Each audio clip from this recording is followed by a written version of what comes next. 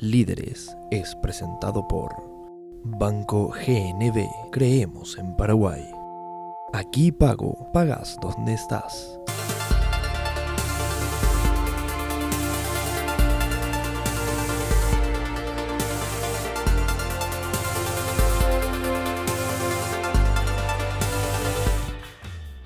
Señores, buenas noches, bienvenidos a Líderes. En el programa de hoy, nuestro líder invitado es el doctor Carlos Mateo Valmelli, político de muy conocida solvencia intelectual y que además ocupó cargos importantes como, por ejemplo, viceministro de Relaciones Exteriores, presidente del Congreso Nacional y director general de la Itaipú Binacional. Con él conversamos luego de la presentación del programa aquí en Líderes, desde los estudios de Canal Pro.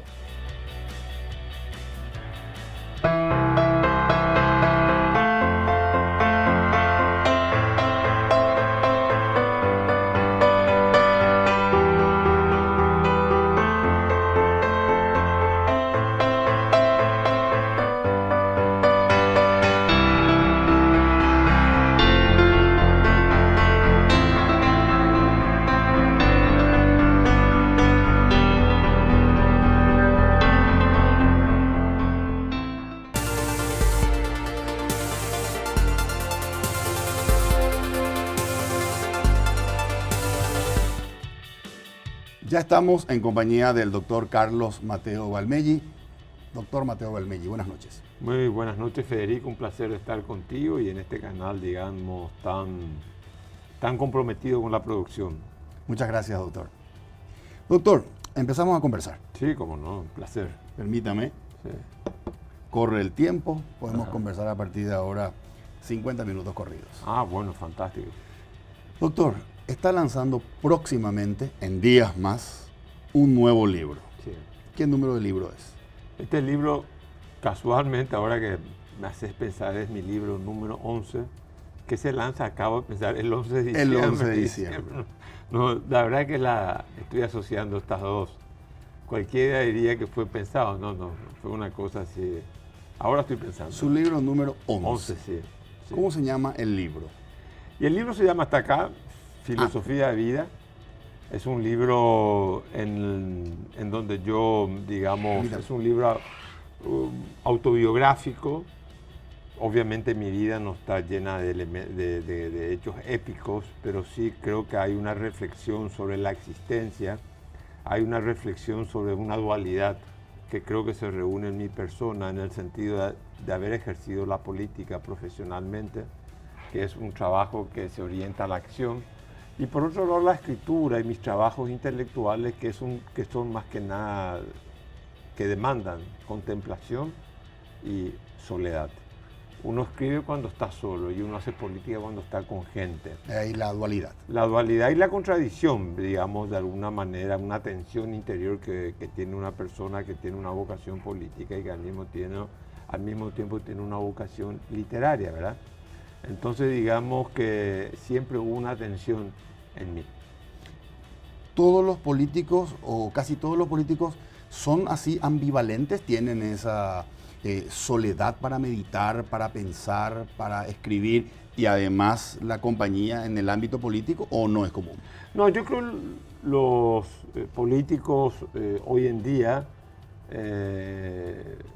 han perdido rasgos que tenían los políticos de raza de la época que yo me eduqué en la política, la época que yo empecé en la política. Yo empecé a hacer política a los 18 años.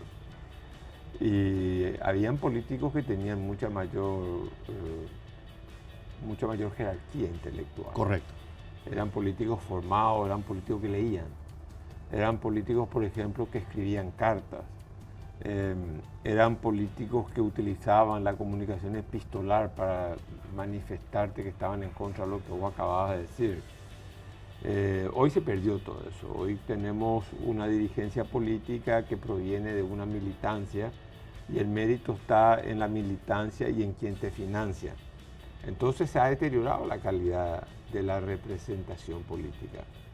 De hecho, los conflictos que tenemos en la región, no solamente en el Paraguay, se deben a 3 criterios, creo yo: incumplimiento institucional, desprestigio de la política y inequidad social.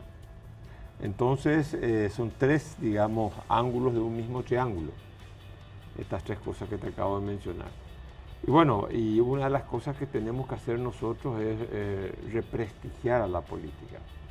En este libro yo manifiesto esa inquietud que siempre estuvo latente en mí, la de ser un político de acción y la de ser un hombre de pensamiento.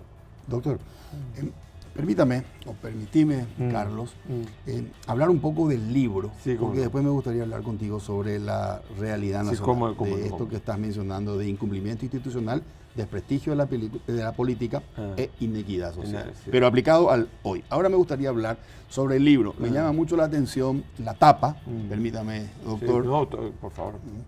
Aquí No lo me veo llamas a doctor, que Sarmiento, sí. Alberdi, este es Nietzsche, Nietzsche, Schopenhauer el otro. este es Schopenhauer, Sí. aquí está Octavio Paz, Octavio Paz, Albert Camus, este es Albert Camus, el francés, el ¿verdad? Borges de joven. Sartre, este es Borges. Borges de joven. Ok, exacto. Y ¿verdad? Martin Heidegger. Estos son existencialistas, los dos. Yo llegué también a la filosofía existencialista a partir de una experiencia muy traumática que tuve. Me aveciné a la muerte en unas experiencias de unas operaciones que fueron operaciones mal logradas que casi me costaron la vida. Entonces yo explico cómo yo llegué a la filosofía existencialista por una situación extrema y traumática de mi vida. Generalmente uno piensa en la existencia antes de tener una experiencia de esa naturaleza, uno creo que piensa en la existencia de otra manera. Esa experiencia a mí me sirvió de mucho. Y después están Nietzsche, que fue un hombre demasiado importante para mí, su idea del superhombre, una cantidad de cosas. Se podría decir, Carlos, que todas estas personas, por supuesto, todos muy famosos, ilustres, escritores y filósofos y pensadores, tuvieron un gran impacto de influencia en tu muchísimo. formación. Claro, yo tengo 58 años, yo siempre digo, miro atrás y cada vez está más lejos la cuna, no quiere decir que uno esté viejo, pero la cuna está cada día más lejos. Y sí, esta gente influyó mucho, especialmente Sarmiento Alberdi, porque Sarmiento tenía una visión misantrópica del progreso. Algo hay que destruir para que se progrese. Alberdi creía en una visión más evolucionista del progreso. Son dos enfoques que siempre están presentes en todo proceso de modernización. Schopenhauer es un pesimista nato. Schopenhauer cree que la realidad no tiene solución. Nietzsche, sin embargo, cree que hay un vitalismo que sí nos permite crear valores, crear muchas cosas. En fin, todas estas son cosas. Camus, la idea del absurdo, también un filósofo existencialista, el absurdo, la vida no tiene sentido, es un absurdo. Entonces son todas cosas que Borges, Octavio Paz, como literatos. Correcto. Kafka también Kafka merecería una foto ahí, ¿verdad? Porque Kafka es un escritor que ha influenciado mucho mi estilo, su manera de escribir, su estilo, las posibilidades que el idioma cobra con él son de fundamental importancia. ¿Hay uno de ellos que vos puedas decir es mi principal influenciador? No, yo creo que uno nunca está influenciado por un solo escritor, ¿verdad? Tampoco creo que uno está abierto. Yo no soy de esos que dice yo soy de esta escuela, yo soy de aquello, ¿verdad? Aparte, como yo siempre tuve esa vida en paralelo, la política y la reflexión, llamémosle así. Correcto. Yo nunca tuve la calma, nunca pude aquietarme para poder, digamos, decir yo adhiero a esta escuela, yo adhiero a aquella escuela. Pero yo creo que en uno influye todo el mundo. Uno no es un personaje aislado. A mí me influye cuando yo le escucho a la gente palabras, términos, reflexiones de la gente común. O sea, no solamente los que leen libros pueden influenciar en uno. A mí influyeron gente que no leían libros. Correcto. Entonces yo creo que este es un libro también en donde yo me ubico como un receptor. Yo recibo las influencias de terceros, ya sea por la acción, ya sea por la reflexión. Y yo creo que todos estamos en la misma situación. Yo no creo que yo sea un hombre en ese sentido excepcional. Yo creo que yo recibo influencia de mi medio externo. Correcto. Y recibí mucho a través de la lectura. Y aparte la lectura que me provoca un goce, digamos, interior. Correcto. grande. Carlos, a partir de las experiencias que tuviste relacionadas con tu salud y que pusieron en riesgo tu vida, ¿relacionás la filosofía con pensar la muerte? Claro, yo lo digo acá, filosofar es aprender a morir. ¿Perdón? Filosofar Es aprender a morir. Claro. ¿Por qué, Carlos? Porque cuando vos incorporás el concepto de muerte, el concepto de finitud, Sí. en primer lugar, te das cuenta de lo complejo que es el tiempo. El tiempo se acaba para mí, para vos. Yo me muero, vos te vas a morir, pero el tiempo sigue. El tiempo sigue, pero para nosotros se acaba como existencia. Vos tenés una capacidad numérica, matemáticamente hablando, limitada de tomar decisiones. Correcto. Pero las decisiones se seguirán tomando cuando uno esté más en este planeta, cuando no esté yo. Entonces, claro que experiencias terminales fueron, digamos, germinaron en mí, o inocularon, instalaron en mi mente ideas, pensamientos, dispararon mi fantasía, mis angustias, o mi angustia, que es diferente a tener miedo, ¿verdad? La angustia se dirige a un punto que uno no sabe qué es. El miedo, yo le tengo miedo a la muerte, yo le tengo miedo a la enfermedad, yo le tengo miedo a la pobreza, yo tengo miedo que me agredan, pero la angustia es un sentimiento que uno no sabe de dónde proviene ni qué lo origina. Correcto. Eso todo me vino a través de la lectura del existencialismo, pero yo siempre digo, los autores repercuten en uno, Sí. porque uno ya estaba predispuesto. Yo estaba predispuesto emocionalmente para entender a Schopenhauer, para entender a Nietzsche. Todo forma parte de un proceso de evolución. Yo digo, y lo digo, estoy convencido de todo, ¿verdad? Muchos creen que la etapa... Yo soy un hombre que quizás intelectualmente maduré tarde. ¿En qué sentido? Que yo me retiro de la política y me pongo a escribir. En Paraguay nadie sabe eso, pero yo publico en esta editorial, que es una editorial la más grande del planeta.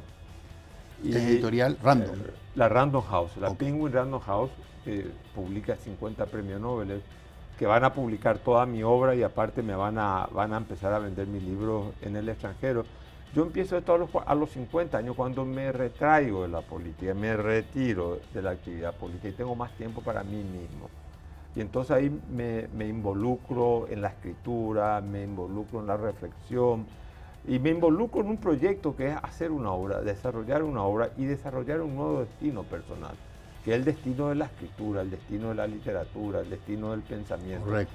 Pensando de que anteriormente siempre el Mateo político saboteó al Mateo escritor. Correcto. Y entonces en el año 2017-2018 me volví a involucrar activamente en la política porque pensaba yo que el país me podía necesitar.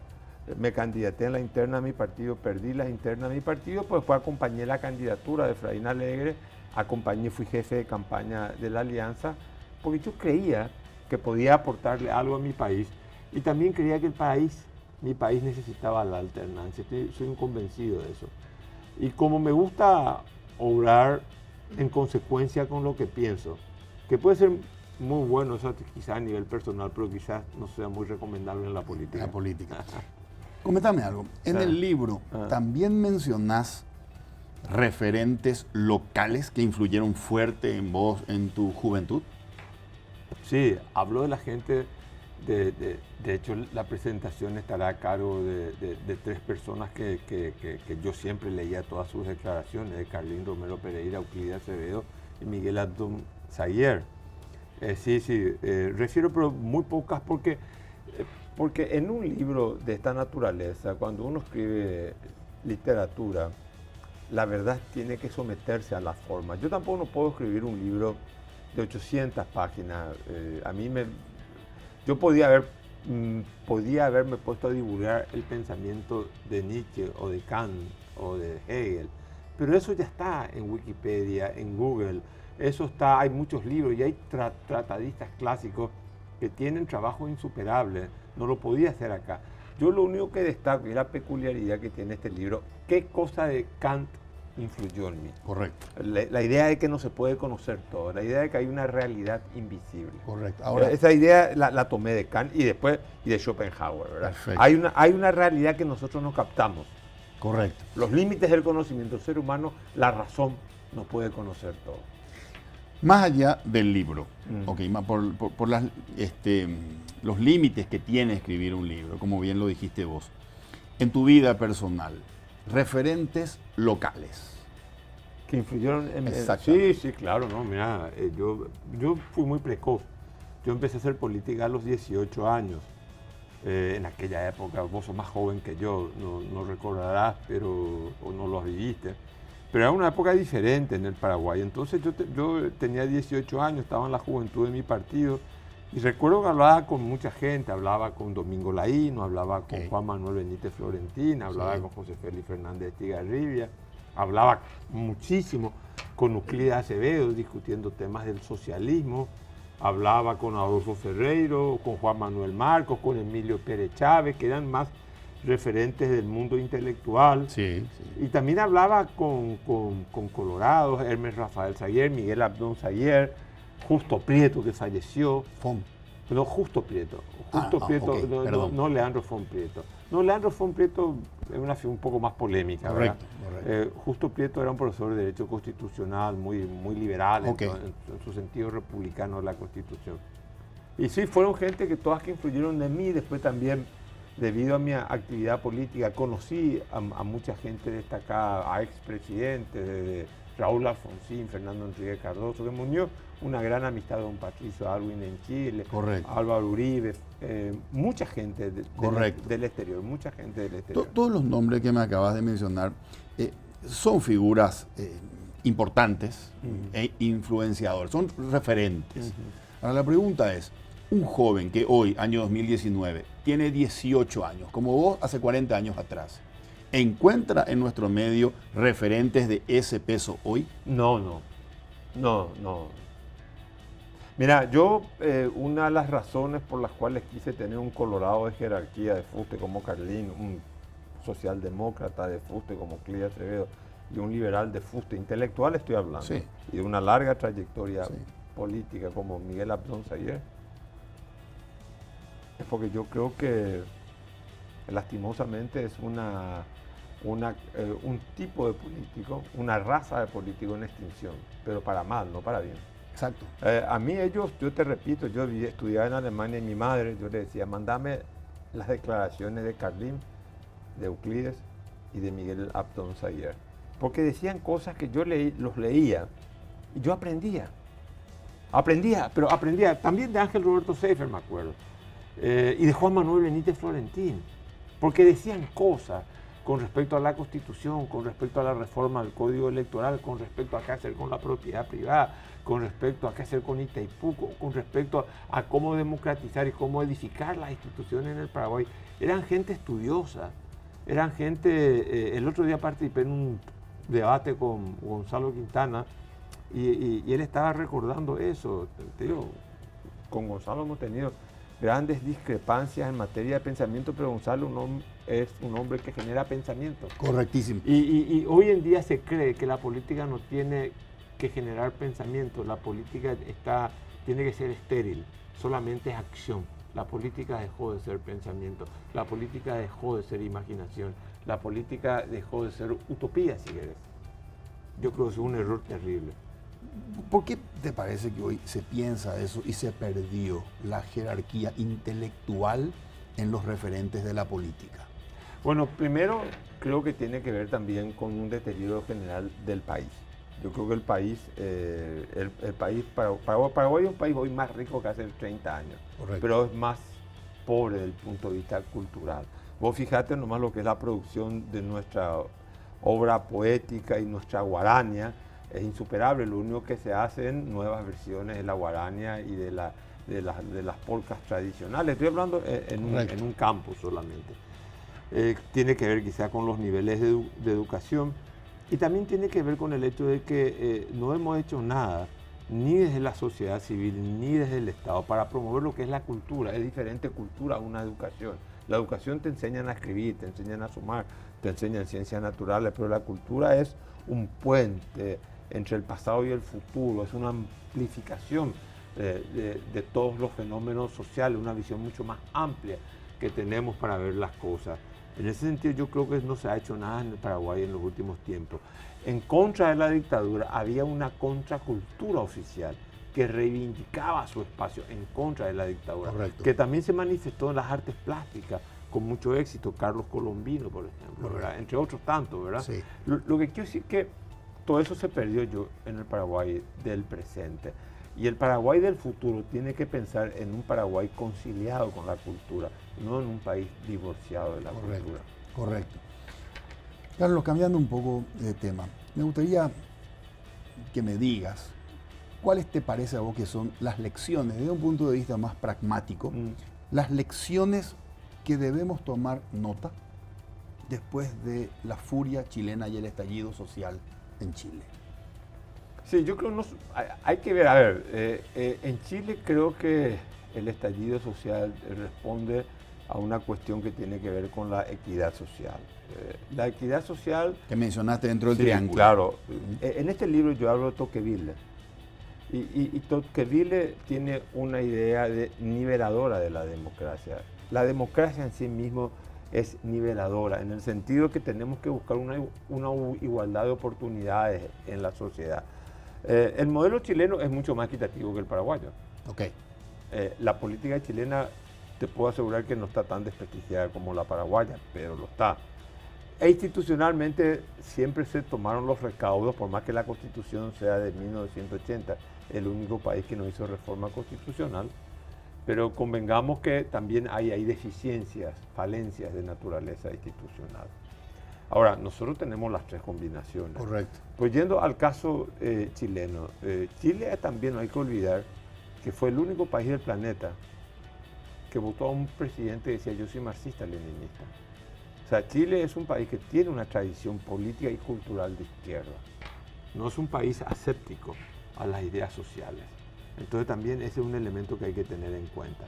No te olvides que la democracia cristiana chilena nunca fue una democracia cristiana de derecha. Correcto. Fue una democracia cristiana de centro-izquierda. El padre Eduardo Frei, el gran líder demócrata cristiano, en la década del 60 le cede el poder, o sea, pierde ante Allende, pero la democracia cristiana del 60 era un partido de centro-izquierda. La democracia cristiana es la vía alternativa entre el capitalismo y el socialismo. Así se presenta en la década del 60.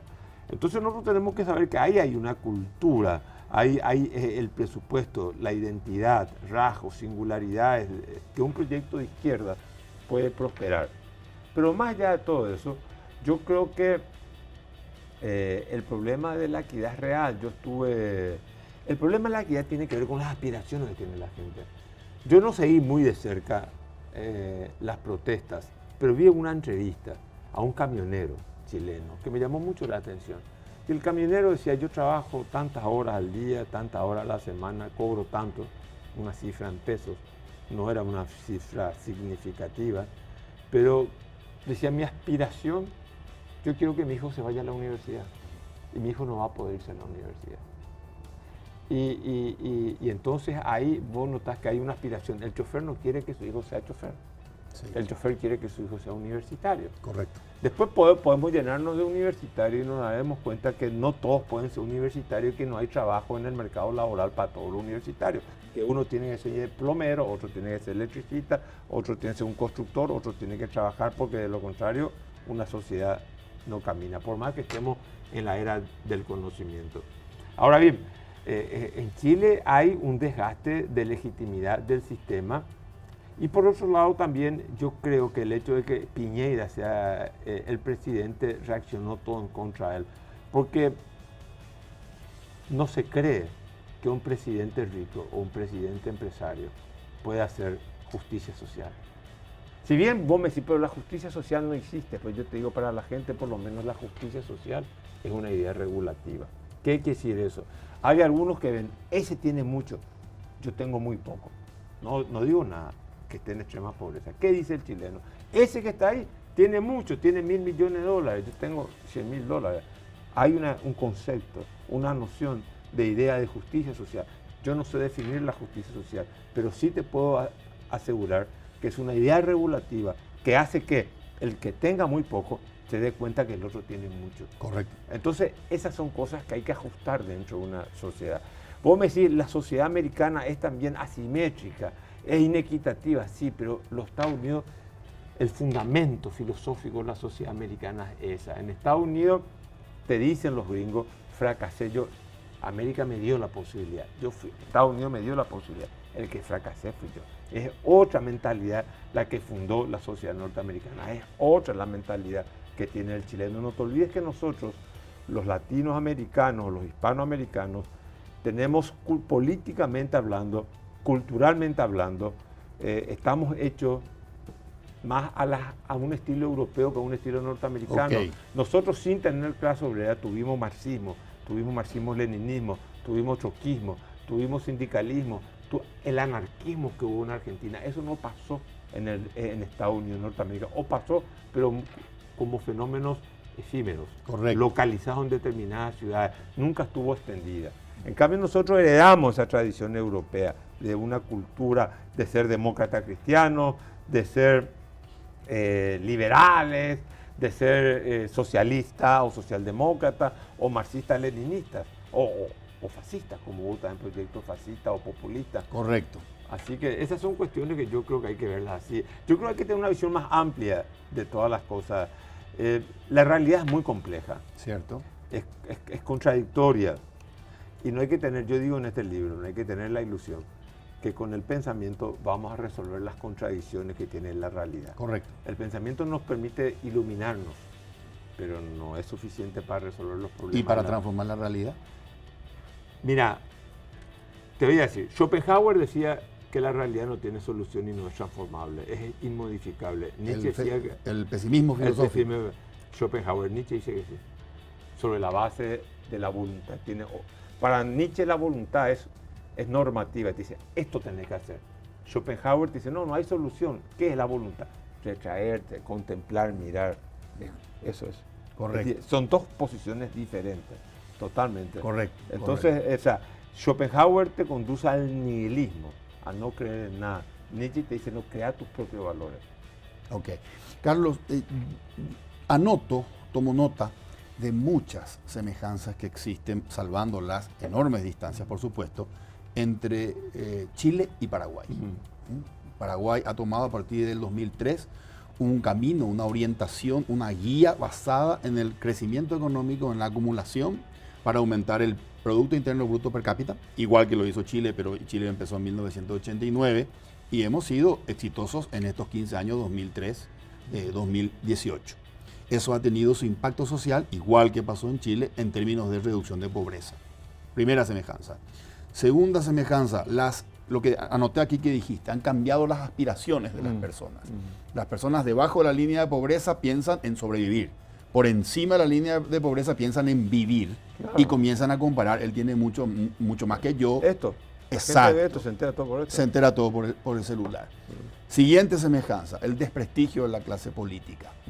¿Cuánto ganan los congresistas y qué recibimos a cambio? ¿Por hacer qué? Entonces, teniendo en cuenta esa semejanza, ¿vos pensás que es posible que aquí en Paraguay tengamos también un estallido social similar al chileno? Yo creo que todos los procesos tienen sus singularidades y también todos los procesos tienen elementos en común, pero tienen sus singularidades. Paraguay no es un país de eclosión social, porque por más que nos hemos urbanizado, hoy el 70% de la población paraguaya vive en la ciudad. Culturalmente todavía tenemos una mente tradicional, no tenemos una mente de un pueblo urbanizado, citadino, con otras expectativas. Entonces tenemos una mentalidad tradicional producto de las áreas rurales. Todavía no hemos, creo, superado eso. Por eso es que tantos comportamientos tradicionales, tantos comportamientos prebendarios siguen tan vigentes en la política local. Yo en ese sentido creo que, y espero que no, ¿verdad? Eclosiones sociales que tengan muerte, que destruyan infraestructura del país como pasó en Chile, que quemen iglesias, universidades, que destruyan los puentes. A mí no me parece saludable para el Paraguay, te lo digo con toda sinceridad. Ahora sí, yo creo que va a ser saludable para la democracia en Paraguay un mayor nivel de una sociedad que repudie, impugne y conteste todos los abusos que se hacen desde la política, y no solamente desde la política, sino también desde la sociedad en general. Más alerta, más dinámica. Esta es una sociedad muy castigada. Yo creo que la gente que nos gobierna no gobiernan con un criterio de solidaridad con el pueblo. Yo creo que no hay un sentimiento de amor, un sentimiento de cariño hacia el Paraguay. Yo creo que los gobernantes del Paraguay nos desprecian a nosotros los paraguayos. Yo soy un convencido de eso, porque nos gobiernan tan mal, pero aparte que nos gobiernan mal, no le importa gobernarnos mal. Yo creo que eso es real también. Entonces nosotros tenemos que quejarnos mucho más y tenemos que tener esa inteligencia que incomoda para forzar a los políticos y a los que dirigen la sociedad paraguaya, que no está solamente en manos de los políticos, ¿eh? Eso quiero hablar después de eso. Correcto. A que hagan bien las cosas. Y te digo por qué no creo que están en manos de los políticos. La clase política paraguaya es una clase subordinada, pero privilegiada. Y te voy a contar mi experiencia personal, para no hablar de otras personas. Cuando yo me reunía, así como vos, así, en una mesa, con el dueño de un grupo empresarial local, vinculado a algún medio de comunicación. Correcto. Yo sentía en esa conversación que donde él se sentaba el poder. Y que donde yo me sentaba, se sentaba la política. Subordinada. Sí, la política sin poder. Sin poder. Porque, ¿qué es lo que sucede ahora? Nosotros tenemos una política sin poder. Y eso es una disfuncionalidad terrible dentro de la sociedad. El que es elegido por el pueblo tiene una representación política y el poder no es un adorno, le hace a la esencia. Por eso te digo, los políticos paraguayos se conforman con ser una clase subordinada, pero privilegiada. Porque en última instancia, como le llaman, ocupar los espacios de poder es solamente a los efectos de usufructuar los privilegios ya consustanciales a una situación de predominio dentro de una sociedad. Esa es la realidad. Uno hace política para beneficiarse en términos personales y no para entender que la política es un proyecto colectivo, un proyecto que nos tiene que incluir a todos. Y que si una sociedad no tiene un proyecto de nación, la ausencia de un proyecto de nación es la antesala de una decadencia política. Correcto.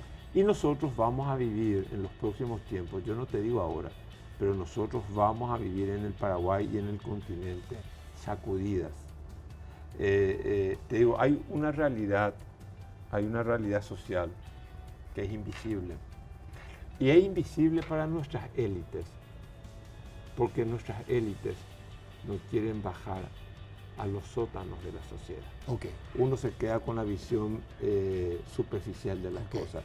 Entonces, cuando la élite baja a los sótanos de la sociedad, se va a llevar la sorpresa que hay muchas cosas que están mal. Y describime esa realidad. Y esa es la realidad de la pobreza, esa es la realidad de muchos paraguayos y paraguayas que no llegan a fin de mes. Esa es la realidad. Yo creo que nosotros yo no creo que la extrema pobreza se haya vencido en el Paraguay. Yo creo que en los últimos tiempos ha crecido. En este año creció por la situación económica. Nosotros usamos más celulares y tenemos más motos, pero yo no creo que haya mejorado la calidad de vida de los paraguayos y las paraguayas. No mejoró la educación. Categóricamente no. Entonces no mejora la calidad de vida. No mejora la calidad de vida. Porque ese es el camino para que mejore la calidad de vida de una sociedad. La educación y la salud pública. Correcto. Y las dos cosas, en las dos estamos en déficit. Correcto. Entonces, podemos tener más celulares, podemos tener más motos, pero tenemos menos salud y tenemos menos educación. Correcto, correcto.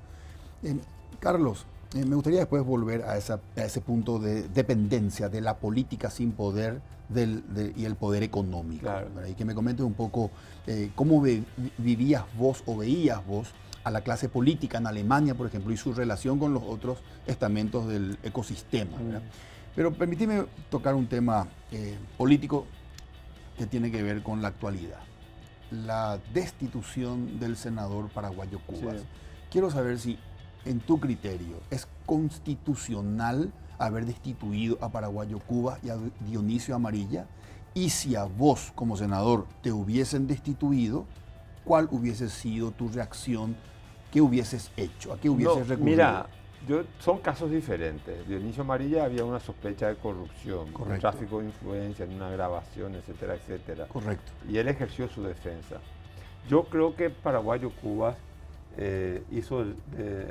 fue al Senado paraguayo para la espectacularidad mediática. Todos los medios le daban un espacio muy importante por las cosas que hacía, de tirar agua, hacer esto, hacer lo otro, llevar una peluca, ir a hacer sus necesidades en la sede del Poder Judicial. Correcto. Son cosas que le permitieron ganar un espacio, una espectacularidad mediática.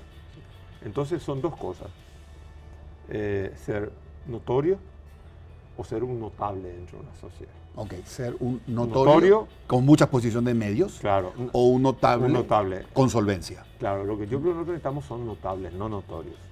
Pero Okay. si vos me decís, hay que ser primero notorio para que después descubran que son notables, acepto eso. Okay. Si vos me decís, paraguayo Cuba quería ser notorio para ser notable, después, bueno, fantástico, para que la gente descubriera esa situación.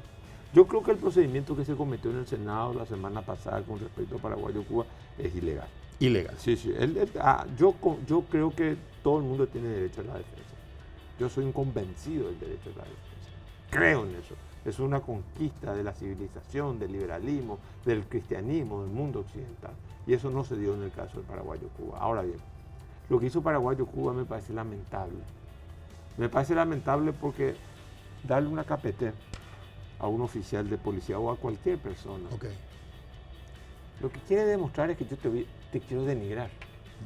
Yo soy más que vos. Yo estoy en una situación de predominio. Yo soy más blanco que vos.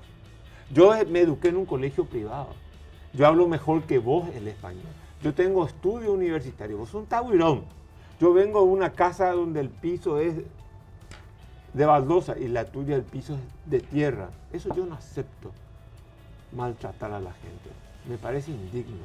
Me parece que son resabios de una cultura autoritaria y que el Paraguay de la modernidad tiene que superar ese tipo de conducta.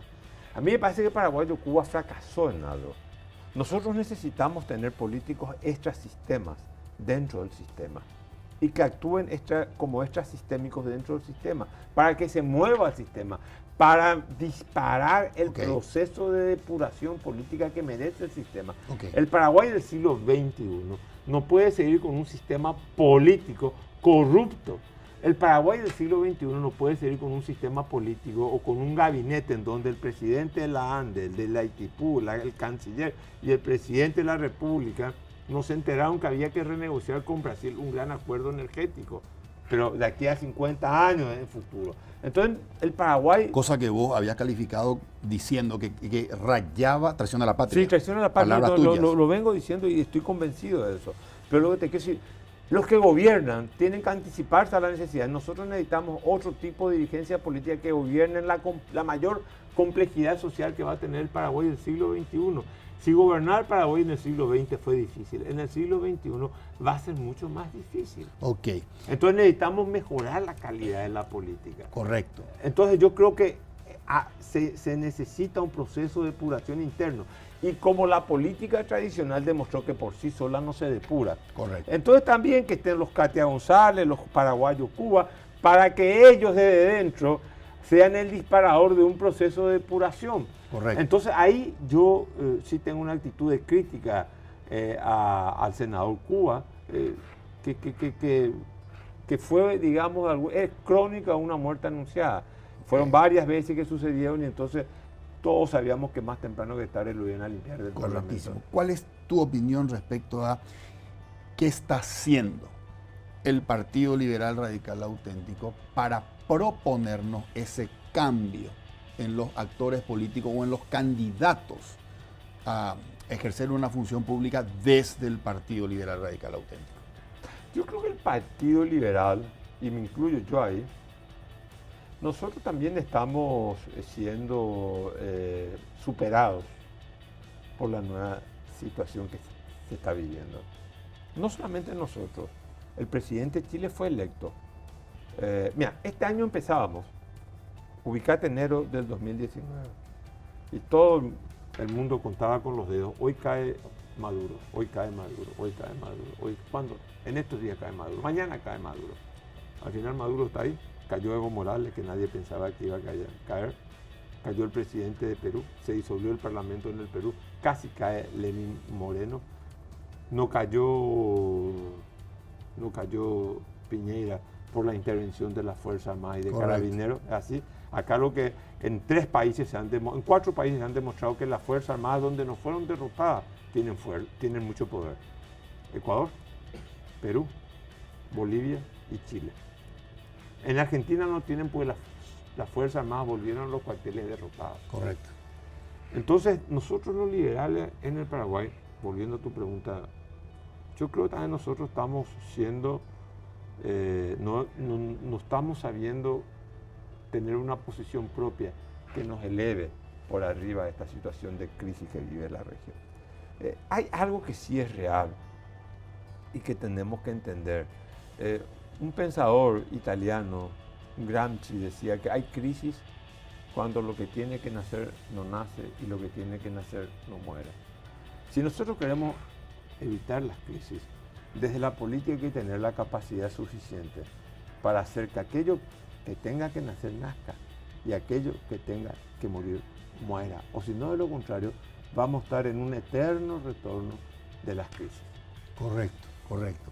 Pero cuesta, por lo visto, no solamente dentro del Partido Liberal, que aquellos que tengan que dar un paso al costado lo den para que aquello que tenga que nacer nazca. Sí, pero no se trata es mi solamente, percepción sí, de pero liderazgos nuevos, ausencia de liderazgos nuevos. También hay, pero ojo una cosa, ¿eh? Ojo una cosa, con respecto no es un problema de edad, no es un problema de cronología personal. Yo siempre digo que Adenauer a los 73, 74 años reconstruyó Alemania y se le imputa a Nerón que a los 29 años incendió Roma. No sé si es cierto o no, pero o sea, no hay que decir cifrar solamente la esperanza porque sos joven. No, porque sos joven quizás uno no entienda cómo se funciona en muchas cosas. Acá tiene que haber una política constante de formación de élites. Hay que reclutar miembros para la élite social en todos los aspectos y también para los partidos políticos. Y la sociedad tiene que colaborar en el reclutamiento de élite. Cualquiera que gobierne tiene que pensar quién me va a suceder. O sea, de hecho, el único acto que nosotros tenemos con respecto a nuestra muerte es designar quiénes van a ser nuestros herederos, el testamento. Después ya no hay más nada, ¿verdad? Correcto. Entonces, uno tiene que pensar quién me va a sustituir en esta función pública. Uno no puede pensar el que gobierna, tiene que tener la noción clara de que su tiempo en la vida pública es limitado. Carlos, si fueses presidente del Partido Liberal Radical Auténtico y suena tu teléfono y cuando atendés del otro lado escuchás la voz del señor Fernando Lugo diciéndote: Carlos, creo que podríamos repetir en vista al 2023 aquella alianza exitosa, ¿verdad?, Frente Guazú y otros movimientos de orientación de izquierda con el PLRA.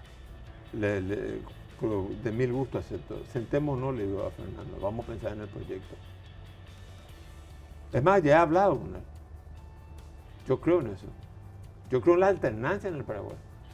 Yo creo que tiene que haber alternancia en el Paraguay. Y te voy a decir más. Pero antes me habías dicho que no te gustan aquellos que queman puentes, que queman estaciones de trenes. No, es que no creo tampoco sea la solución. Correcto. Pero sí están apoyados por el grupo de Frente Guazú. En Paraguay no sé quién quemó puentes. No digo que en Paraguay, pero personas de Frente Guazú han tuiteado que las manifestaciones... acá hay que ver el proyecto. Después lo que dice cada uno a nivel personal, uno se hace responsable de sus declaraciones personales. Nosotros tenemos que, en primer lugar, consensuar un proyecto. En tercer lugar, decir los mecanismos del consenso. Y después un líder. Porque este proyecto tiene que tener nombre y apellido y tiene que cuajar en una persona que pueda conducir un proceso de transformaciones que el país necesita. Y te voy a decir más, yo soy un hombre de centro, pero en esta coyuntura te digo que tenemos que buscar el centro por el camino de la izquierda y no por el camino de la derecha. nosotros tenemos que hacer reforma social en el Paraguay. Porque la pobreza y la extrema pobreza no es como la basura que siempre vas a poder poner bajo la alfombra. Vos tenés que resolver los problemas sociales que tienen los paraguayos y las paraguayas. Los paraguayos asocian el centro de salud a la muerte. Los paraguayos saben que se van al colegio y al hijo se le puede caer el techo. Eso es cierto. Los paraguayos saben que su hijo no van a recibir el plato de alimentos que tienen que recibir para poder educarse con el estómago lleno. Entonces hay problemas sociales que no podemos seguir negando. No podemos seguir solamente, mira, yo soy un partidario de la producción, apoyo, y hoy hablaba con productores de la ganadería y de la agricultura que el año que viene va a ser un buen año, pero nosotros tenemos que entender que un pueblo saneado, un pueblo educado es la solución de la estabilidad. Ahora, ¿cuál es el límite? Cuando decís, estoy convencido de que para llegar a ese nivel de desarrollo el camino es por la izquierda. No por el camino, o sea, el equilibrio. Correcto. Yo busco el equilibrio, el centro, pero yo creo que hoy el centro se halla por la izquierda y no por la derecha. ¿Y cuál es el límite? Porque por un lado, si yo me voy por la derecha, solamente voy a buscar, digamos, hacer la eficiencia de la economía y del mercado. Que cuando menos política hay, mejor funciona. Por este lado es donde yo creo que tiene que venir la intervención del Estado, que es decir, cómo yo hago para que ese paraguayo que está en extrema pobreza, ese niño que nace en Canendillú, que nace en el departamento del Paraguarí, de una familia rural, en primer lugar pueda recibir alimentación, pueda recibir educación, lo que haga que todos los paraguayos y las paraguayas tengamos una igualdad de oportunidades. Yo creo que se traza una línea. ¿Qué tenemos que hacer desde la política? Que todos los paraguayos podamos llegar a la misma línea. Y después hay que correr. Están los que van a llegar más rápido. Están los que no van a llegar porque no les interesa. Están los que dicen, no, yo voy a llegar segundo porque es más fácil. Correcto. Están los que dicen, no, tranquilo, voy a ir caminando. Llego último en la cola. Fantástico. Me satisface. Pero sí es una responsabilidad de cada uno. Pero sí una responsabilidad de la política. Trazar esa línea en donde todos podamos empezar a competir dentro de la sociedad. Eso es una responsabilidad de la política.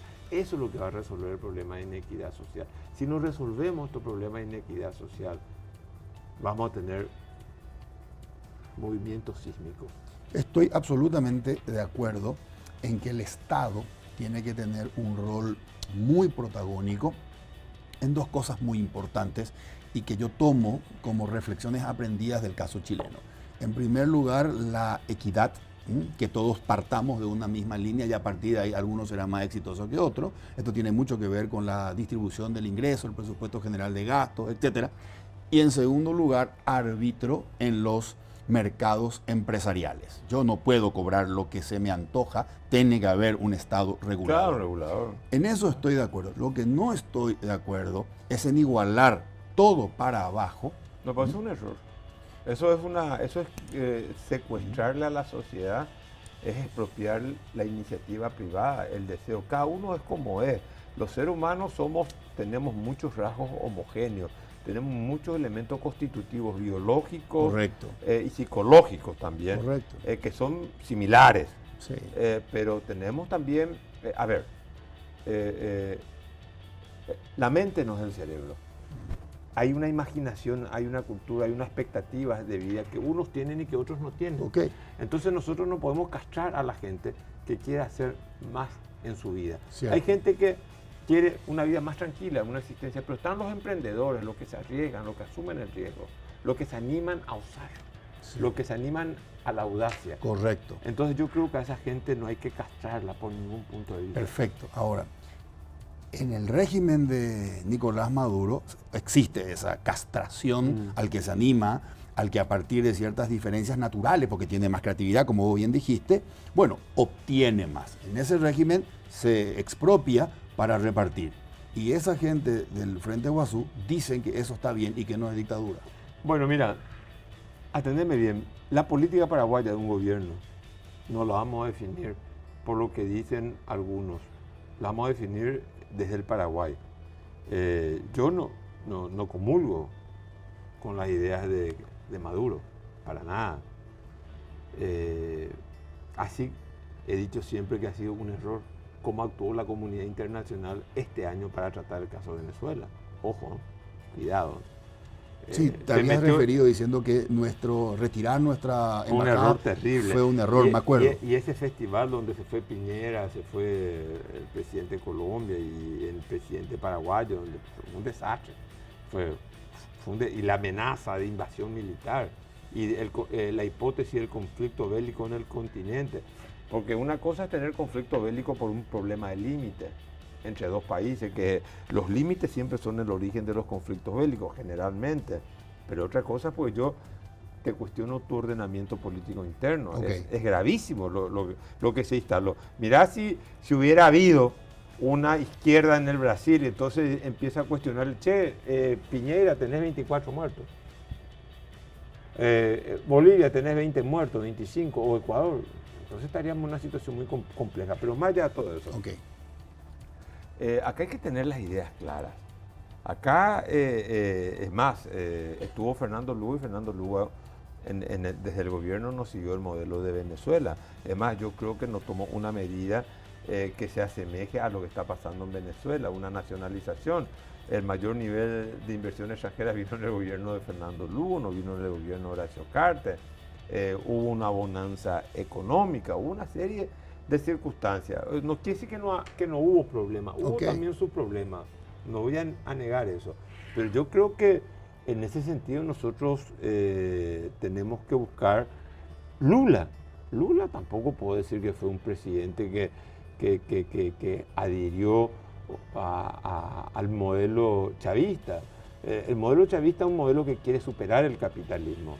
El modelo de Lula no quiere superar el capitalismo, quiere administrar mejor el capitalismo. Quiere poner un contrapeso social. Sí, claro. Y en un país con tantas inequidades sociales, yo creo que es lo justo, ¿no? ¿Qué querés que te diga? Yo no creo que sea... Yo me considero parte del pueblo paraguayo. Y a mí me duele ver a mis compatriotas, a los hijos de mis compatriotas descalzos y sin posibilidades de educación, sin posibilidades de poder autorrealizarse personalmente. A mí me duele porque me hablan muchos jóvenes y me dicen, conseguime trabajo, doctor, porque todavía me vinculan a la política. La gente te pide trabajo, la gente joven no tiene trabajo. A mí me sigue doliendo que Paraguay, nosotros hicimos una cantidad de venezolanos emigraron de Venezuela, qué pena. Y la cantidad de paraguayos que emigraron de Paraguay porque no hay trabajo en el Paraguay, porque no hay futuro en el Paraguay. Totalmente. O sea, estas son cosas que creo que tenemos que nosotros analizarlas, quizás sean crudas, pero no podemos seguir por el matorral ideológico, no distinguir bien la realidad que tenemos enfrente de nuestra. Correcto. Vamos a una breve pausa, sí, y después quiero que hablemos acerca de justamente lo que se viene, la revisión o renegociación del anexo C. Aparentemente a partir del año 2023 desaparece la deuda, por lo tanto ya desaparece en el 22. En el 22, eso significa 700 millones ya desaparecen. Ok, entonces, quiero tu opinión respecto a qué nos conviene. Pedir que se mantenga el costo de la energía con ese sobrecosto de 2.000 y repartirnos 1.000 y 1.000, o que baje el costo de la energía y reclamarnos. Te digo ahora, antes de irnos a la pausa, tenemos que mantener el costo de la energía, porque nosotros no consumimos toda la energía. Entonces nosotros somos un país exportador. ¿Por qué digo exportador? Porque cuando la ANDE compra el ITIPU, o cuando la Electrobras compra el ITIPU, ¿en qué moneda compra? En dólares. En dólares. Entonces es una transacción internacional para nosotros. Exportación. Entonces nosotros estamos exportando esa energía que nosotros no estamos consumiendo. Entonces a nosotros no nos conviene bajar ese precio de la energía. Es un error. El gobierno cree que hay que bajar el precio de la energía. Quizás para salvarle a la ANDE, pero tenemos que ser conscientes que el Brasil va a seguir siendo el primer consumidor de la energía de Itaipu y va a estar comprando la energía de Itaipu a un 60% más barato de lo que es hoy en día. Quiere decir que si no baja el precio de la energía, ya que se elimina el costo de la deuda, esos 2.000 serían 1.000 y 1.000. Si es que se maneja y se negocia bien. 1.000 para más lo que es lo que Paraguay recibe porque ese plus que conseguimos en mi administración en Itaipu por la energía que nosotros no consumimos. Correcto. Y le cedemos a Brasil según el tratado. Correcto. Hacemos una pausa y no. Cerramos el programa. Hacemos una pausa y regresamos con el doctor Carlos Mateo Balmelli para cerrar el programa.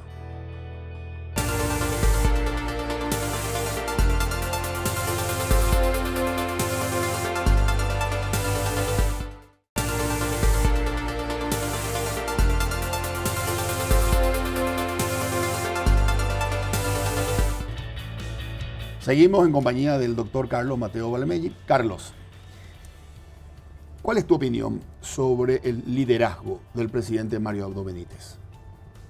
No, yo no creo que tenga liderazgo Mario Abdo Benítez. No tiene directamente no, liderazgo.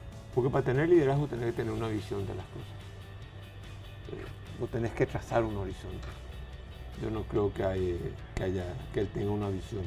Yo no creo que él tenga la visión completa del Estado paraguayo. No lo veo un hombre con visión. Además, te voy a contar una cosa. Yo creo que después de mucho tiempo tenemos un ministro del Interior que tiene una noción del Estado. Euclides Acevedo. No lo digo porque sea mi amigo. Okay. O sea, hay ministerios donde el ministro tiene que tener una noción del Estado. El canciller, el ministro de Defensa, el ministro del Interior y el ministro de Hacienda. Correcto. Todo el Estado tiene que estar en su cabeza. El de Agricultura se preocupa de la agricultura, el de la ganadería, pero el otro tiene, estos son 4 ministerios permanentes dentro del Estado que tienen, el ministro tiene que tener una visión total de lo que es el Estado, de su legitimidad y de la permanencia del Estado. Y el presidente de la República, obviamente. Yo no le veo a Mario Abdo con esa cualidad. Ok. Comentame, para cerrar, el lanzamiento del libro. Repetime, lo hacemos el miércoles 11 de diciembre, 11 de diciembre, 19:30 en el Carmelitas de Molas López. Los presentadores son 3 presentadores de lujo. Carlín Romero Pereira, Miguel Abdón Zaguer, Euclides Acevedo y también siempre con el apoyo de un amigo mío que me ha ayudado mucho en mi desarrollo, en el desarrollo de mi destino literato, que es Connor, el presidente del Banco Sudamérica. Sí, un gusto haber conversado contigo acá en Muchas Líderes. gracias a vos y la verdad que me sorprendió el nivel de la entrevista. Muchas gracias. Bueno. Señores, esto fue Líderes por Canal Pro. Buenas noches. Líderes fue presentado por Banco GNB. Creemos en Paraguay. Aquí pago, pagas donde estás.